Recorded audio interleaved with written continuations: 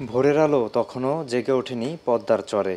রাজশাহীর বাঘা, নাটোর, পাবনার আমিনপুর, ঈশ্বরদী এবং কুষ্টিয়ার দৌলতপুর চরে কিছু বোঝার আগেই দুর্ধর্ষ কাকন বাহিনীর বিরুদ্ধে শুরু হয় অপারেশন ফার্স্ট লাইট নামে যৌথ বাহিনীর অভিযান।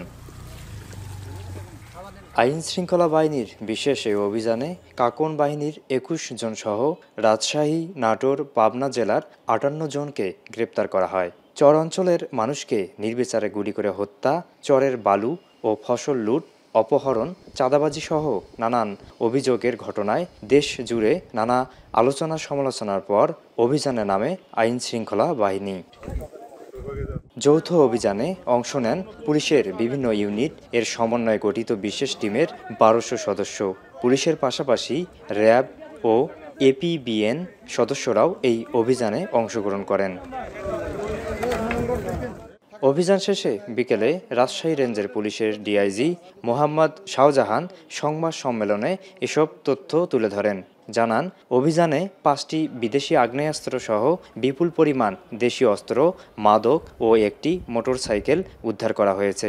এ সময় কাকন বাহিনীর ২১ জন সহ ৩ জেলার ৫৮ জনকে গ্রেপ্তার করা হয়েছে বলেও জানানো হয়। ৩ জেলা আমরা ৫৮ জনকে গ্রেপ্তার করেছি। উদ্ধার করেছি আমরা অস্ত্র উদ্ধার করেছি ১০টি, গুলি ৪টি, খোসা ২টি, হাসুয়া ২৪টি, তার ড্যাগার হলো ৬টি, সোরা হলো ২টি, চাকু হলো ৮টি। আগামীতে চর অঞ্চলে যেন কোনো ধরনের আতঙ্ক তৈরি না হয় সেজন্য এ অভিযান চলমান রাখার ঘোষণাও দেন তিনি। আমাদের যে লক্ষ্য ছিল সেটার মধ্যে ছিল অপরাধী গ্রেপ্তার, সরবরাহ গ্রেপ্তার, ওয়ারেন্টভুক্ত আসামি গ্রেপ্তার, সাধারণত আসামি গ্রেপ্তার, বিভিন্ন বাহিনীর সদস্যদের গ্রেপ্তার। এইটা আমরা করতে পেরেছি। আমরা বলছি এটা শুরু করলাম আমরা। It is not the end but end of the start. এই দ্বারা আমরা অব্যাহত রাখবো। গেল ২৭ অক্টোবর চরে ফসল কাটা কেন্দ্র করে কাকন বাহিনীর গুলিতে ৩ কৃষক নিহত হন। ওই ঘটনার পরিপ্রেক্ষিতে রোববার ভোর থেকেই এই অভিযান শুরু করে আইনশৃঙ্খলা বাহিনী।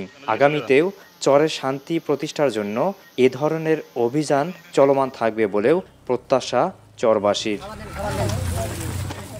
মারুফ হাসান, এখন, রাজশাহী।